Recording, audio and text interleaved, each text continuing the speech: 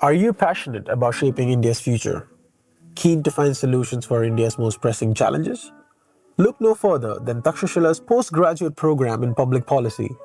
This 48-weekend program will equip you with the knowledge, skills, and network needed to pivot to a meaningful career in public policy. Apply in the link below by June 1st. The program begins June 20th. Hope to see you there. Welcome to All Things Policy, a daily podcast by the Takshashila Institution.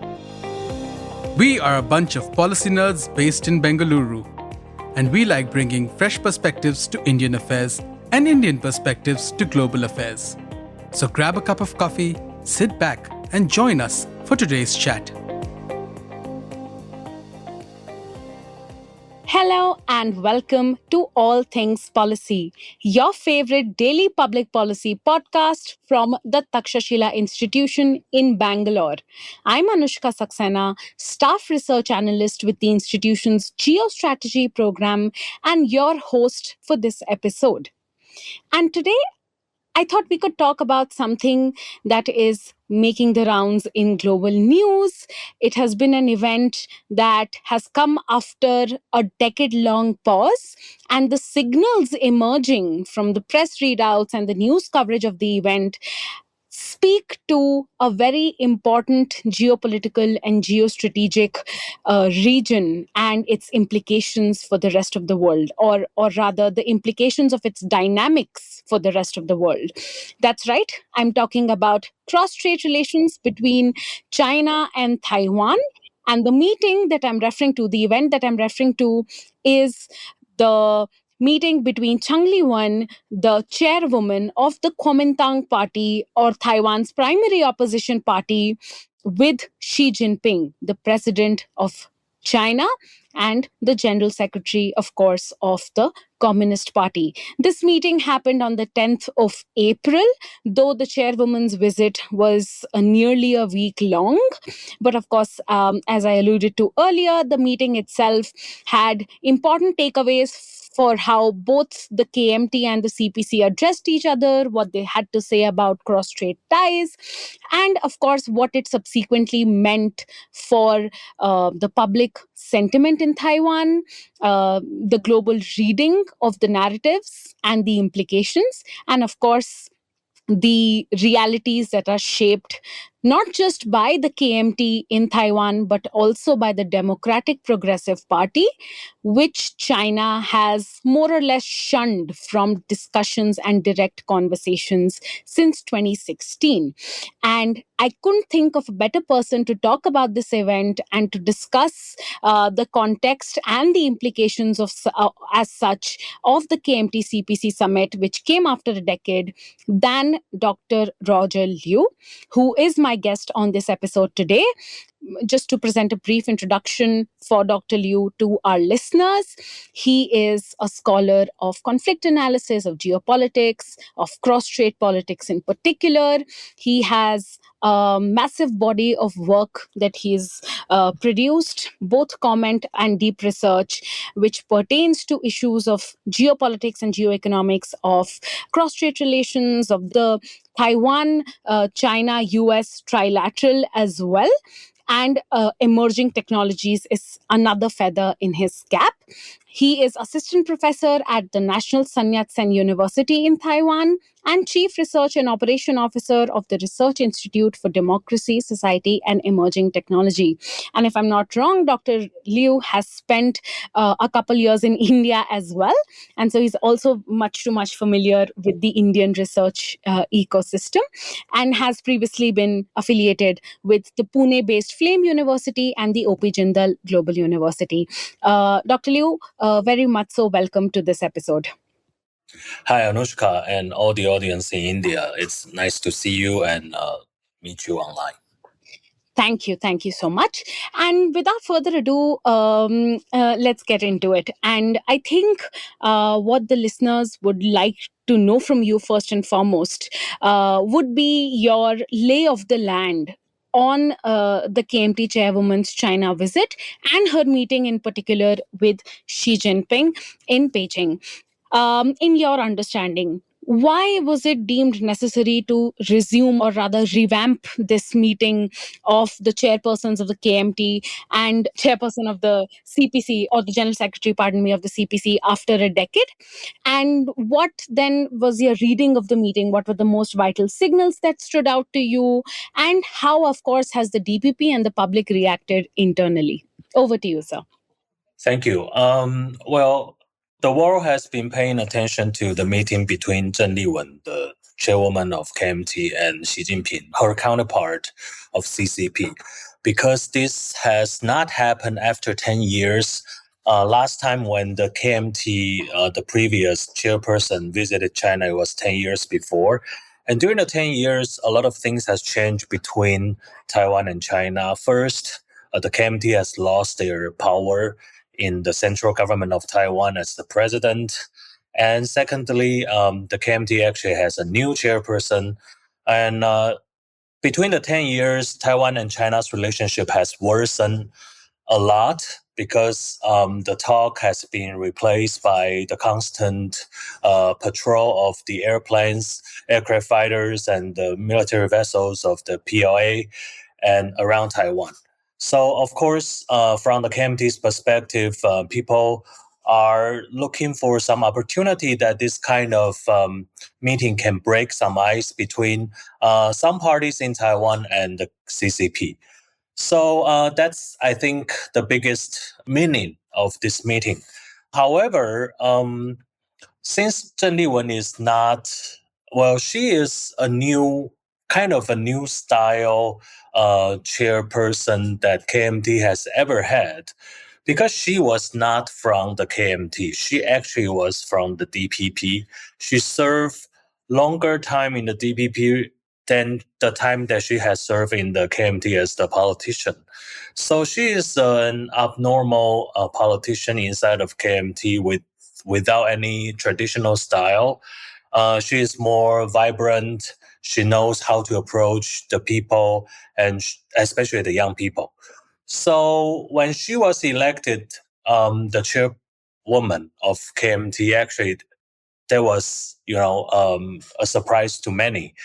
So this actually, this is also the first time that KMT has this kind of a new style chairperson that visit Beijing after 10 years. So that's why people are looking forward. People was looking forward to it, but after she came back, actually, it didn't generate a big splash between Taiwan and China and within Taiwan politics as well, because first, people are paying more attention on many other things that has been taking place, especially the new geopolitical situation that taking place between U.S. and Iran, and U.S. and Venezuela especially, and U.S. and China especially. So Li-Wun's visit actually was not change a lot of things here in Taiwan. That is really interesting and refreshing to know, Dr. Liu, because it has definitely been something that has been observed quite cleanly by audiences in other parts of the world, and hence, at least sitting here in India, it seems like an interesting dynamic to decode, because. And this brings me to my next question on this. On the surface, it seems like China's logic in conducting this meeting, or in general, keeping ties alive with the KMT more than the DPP, it makes sense. It seems sound. The logic being that the KMT can obstruct, let's say, massive defense budgets, it can block certain legislation, and it can complicate Taiwan's foreign policy. And while it is indeed true, we've seen in the past few years that there have been physical brawls in the legislative yuan in Taiwan, in your understanding, can it actually redirect Taiwan's policy orientation, or can it reshape its relationship with Washington? Because again, sitting here in India, one thing that we consistently observe about China's foreign policy approach to a lot of actors is that it is tinted with the hues of its competition with the US, right? So it'll approach India and perhaps even Taiwan with that idea that all of these are actors that do not act independently but under the US influence. So when Xi Jinping meets Cheng Li-Wun, or when the CPC continues to engage with other KMT legislators and officials as well, is it really optimizing for disruption as an end goal, or is there a miscalculation in its strategy, or is it some kind of a long game? So what is the incentive that you're reading here? I see. The first thing that I have to make it clear is that Zheng Li-Wen, although she has resumed as the chairperson of the KMT, which is the largest opposition party in Taiwan, but she actually she's an isolated figure inside of a party. So KMT now is in a very interesting composition. On one side, you can see the party center, where Zheng Li-Wen is the chairperson, and the party machine, the structure is there. But now it has been weakened a lot, especially compared with the martial law age era that Taiwan, when KMT was still the dominating party within the Taiwanese politics. Now it's a very weak party machine versus a party that has been established by the important legislator in the Legislative Yuan, which is the Parliament of Taiwan, and other magistrates of the county government in different places of Taiwan. So it's like a bunch of politicians versus a very relatively weaker party center. So of course, Zheng Li-Wen is the chairperson of KMT, but it doesn't mean that she can represent the majority of KMT. The reason why is because recently KMT has been kind of polarized. So they're losing supporters, especially among the young people in the Taiwanese society. So their party members, their registered party members, are mainly senior citizens who are maybe older than 60 years, or the retirees, especially from the military, from the teachers group, and from the retired civil servants. So these people generally has a tendency of supporting KMT. And since they make the majority within the party register members, so when they vote for the chairperson, they vote for someone who is more likely to support some radical political agenda compared with the general Taiwanese society. So that's why that although KMT has sent out their chairperson to visit Beijing, but before Zheng Li-Wen visit Beijing, actually, if you see the composition of the delegation, you will find that there are only 13 of them. And that's the smallest size ever in the history when KMT visited China. And there is no legislator there, and there is no other elected officials within the Taiwanese society. So it's the party only. All right. So that's why if we speak on the other way, the Zheng Li-Wen's party center actually, it is hard for them to tell what the KMT caucus, to do within the legislature, or tell the elected officials to do in different parts of Taiwan. Of course, nowadays, the KMT has been blocking the arms sales or procurement from the U.S., but there are some pressures from the United States as well. And actually, the U.S. de facto ambassador here has been talking with different KMT politicians, expressing the U.S. Intention to have this armed procurement to be passed in the legislature. So I would say that there is pulling and hauling of different powers, the China supporters and the U.S. supporters, or we can call them the one who stays in the middle. And they are actually struggling with each other on this side because the elected officials wants to be elected again in the coming elections. However, the party center actually was constrained by the very special structures that has existing in the party center. So they are doing different things. Right. That is a really interesting, albeit volatile dynamic. And if I may follow up on this idea with you, we saw a couple months ago that, or slightly less than a year ago, that there was a recall campaign that was launched in Taiwan by a bunch of grassroots or civil society groups that wanted to upseat certain KMT lawmakers. So I guess, and the way you've described the party, it does seem that maybe the center is not the pulling figure for a lot of the electorate, but it is the individual county or district leaders, right? So do you think the reason why some of those recalls against the KMT legislators failed was because even though maybe 50% or 60% of the electorate or the younger voters, even though they don't like closeness with China, they still appreciate what their local KMT leaders do for them? Well, you can say that because, the Taiwanese voters actually are the stabilizers. They have been stabilizing the whole situation for the past few elections. So the Great Recall campaign actually, many people here believe that actually the DPP was behind.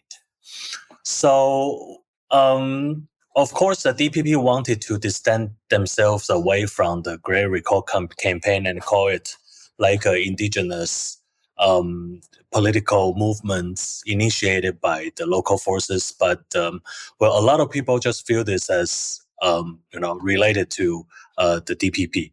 So most of the people actually, they believe in the procedural thing that has, stabilized the Taiwanese democracy for the past few decades. So many people actually, especially the people in the middle age, they actually don't believe truly that the recalling of the KMT legislators are necessary. That's the first thing. The second thing is just like you have mentioned, because most of the legislators or legislators in KMT actually are in the middle side. They appear as like they don't appear to have some kind of reasons that have to be recalled. So when DPP and its supporters mainly actually initiate this Great Recall campaign, actually it was not working really well because at the end, nobody was actually recalled. And after that round of political struggle ended, nobody has ever talked about this. However, this kind of party lines has been strengthened.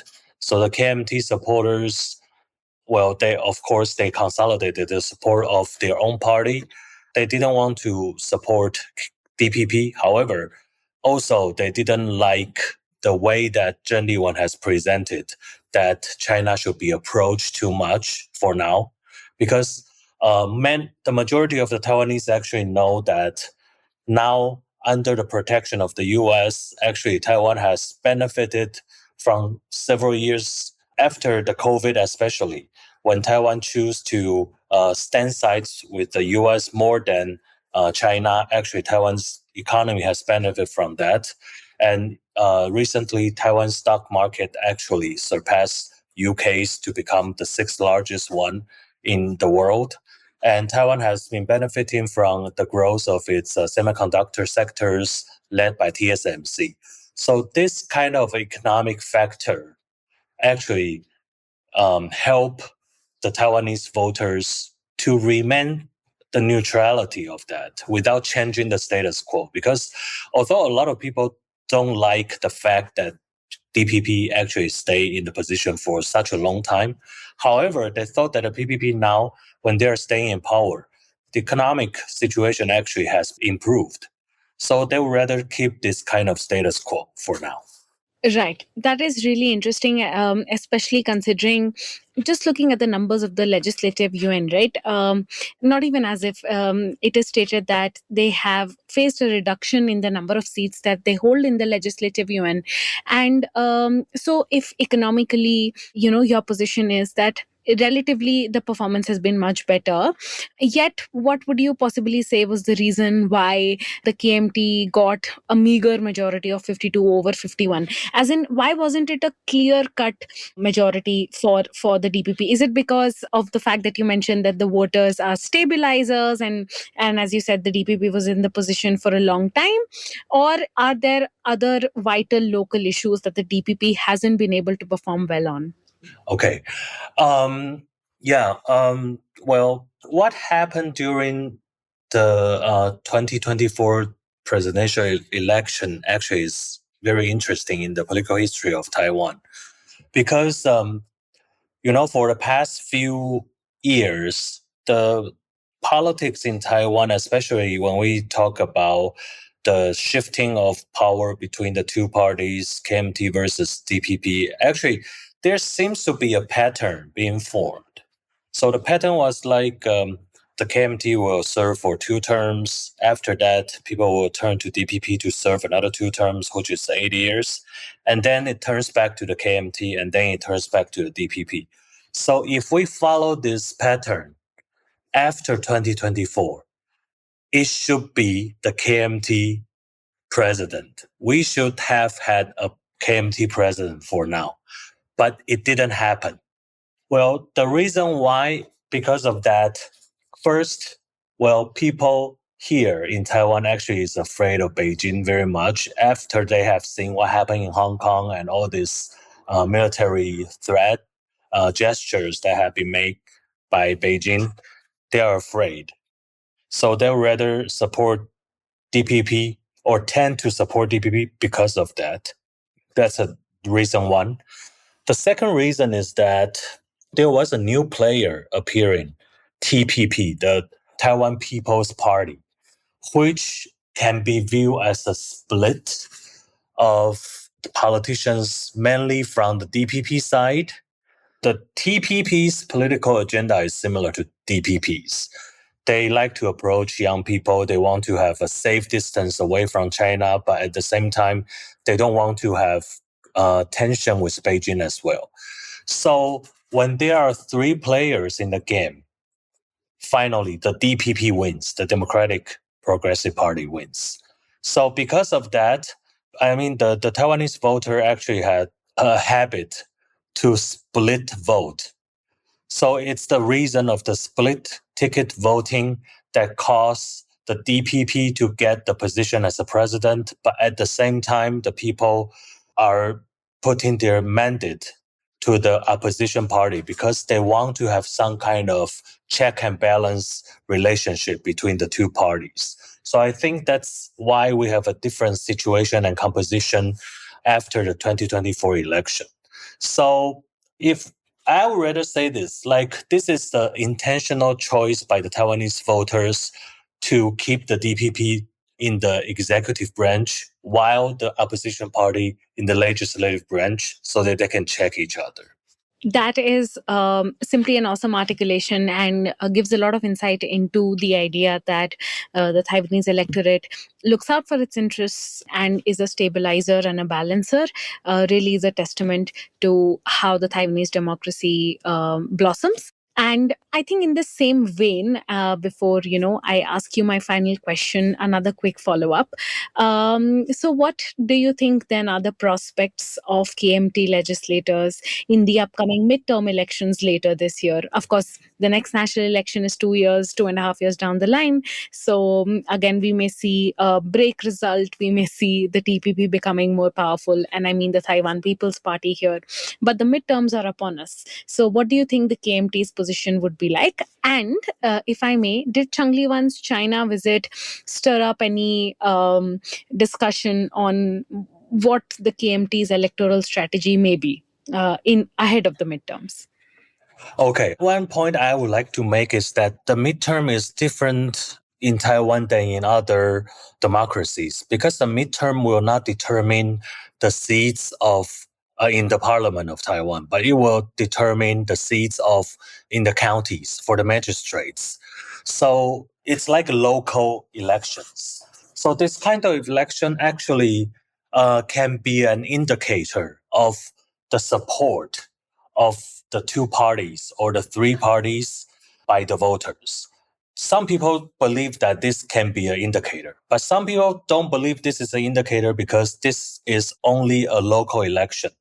So we have in the past, we have patterns like people voted for KMT and make them have a landslide victory in the local elections. However, 2 years after, DPP won. So they are not related too much, but still, it can be viewed as the midterm check of the support level of each different parties. In the first place, right after the failed Great Recall campaign, a lot of people believe that DPP would lose in this year's election because of this kind of repercussion from the failure to defeat the KMT. However, after all those years, all those past few months, the situation changed a little bit because now the KMT has also been not that optimistic. They are pessimistic about what their victory for the future midterm or local elections. Because after the vote counting, they found that they are likely to lose in about 5 different county level administrative areas, compared with DPP's 2 to 3. So it seems that DPP now has a higher level of likelihood to win for the future. And going back to Zheng Li-Wen's the response after she came back from China, well, surprisingly, the rates that the number of people who express non-support attitude in each and every party actually goes up. So that being said, although Zheng Li-Wen has made a historical visit as the new chairwoman of KMT to China, however, when she came back from China, well, she didn't get much applaud from each and every party. Her non-supporting rate within the KMT rise up a little bit.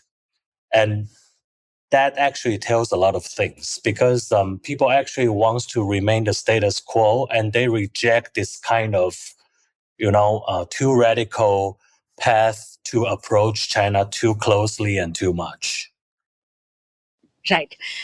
Really interesting stuff, Dr. Liu. And I wish we could have a longer conversation because these are really fascinating dynamics. But if I could just pose one final question to bring the conversation full circle to the question of cross-strait relations.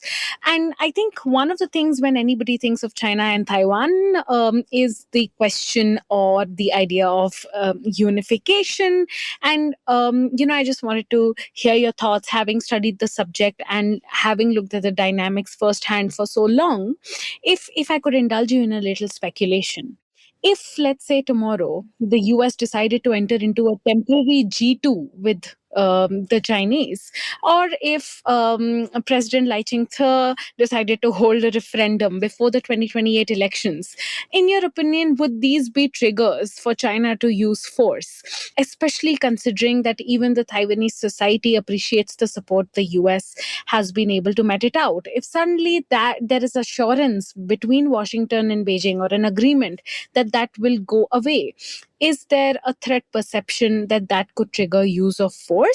Or, I go back to a recent interview that you conducted with an Indian platform, actually, where you said that the only way Taiwan and China could reconcile meaningfully or engage meaningfully would be if China's political trajectory changed. So Do you think that is a reality, or the Taiwanese dynamics, the public sentiment, the politics are too far gone from that for reconciliation to ever be a possibility? Thank you for your question. I rather believe that if should China really want to attack Taiwan, that will be because they are fully prepared, or they believe that they are fully prepared, rather than triggered by any kind of event. Because that actually is the only obstacle that they couldn't, militarily conquer Taiwan because of that. So I think Lai Ching-te, although he has been identifying himself as a practical Taiwan independence supporter, but I tend not to believe that he will have this kind of referendum, to pursue de jure in the independence, because this kind of attempt will be stopped by the U.S. as well, because the U.S. actually wants to have a stable situation between Taiwan and China without any side to change the status quo unilaterally. So that's the first thing. And the second thing is that if U.S. and China started to have some kind of a G2 to be extended, I think on the opposite, that will protect Taiwan's situation further, because if the U.S. actually decided to reach détente or a peaceful, manageable relationship with China, actually that will be making the peaceful resolution of the cross-Strait event more viably and more possibly. So this actually, the balls now are in Beijing's court. First, whether they are really ready to attack Taiwan militarily, fully prepared is one thing. And secondly, I think, like you have mentioned, I think the only attraction for Taiwan to walk closer or even to have some kind of political integration with China is that China has to democratize. At least China has to show that it is willing to become a democracy for the future, because that actually is very important for the Taiwanese people. A lot of people like to joke about democracy, like, well, democracy cannot feed you, or make you richer. However, people here on Taiwan has enjoyed the benefit brought to them by democracy so much. If they are not happy about the government or politics, actually they can change that with the vote in their hands next time. And the protection of the liberal political liberties and the human rights in Taiwan actually has evolved into a high level.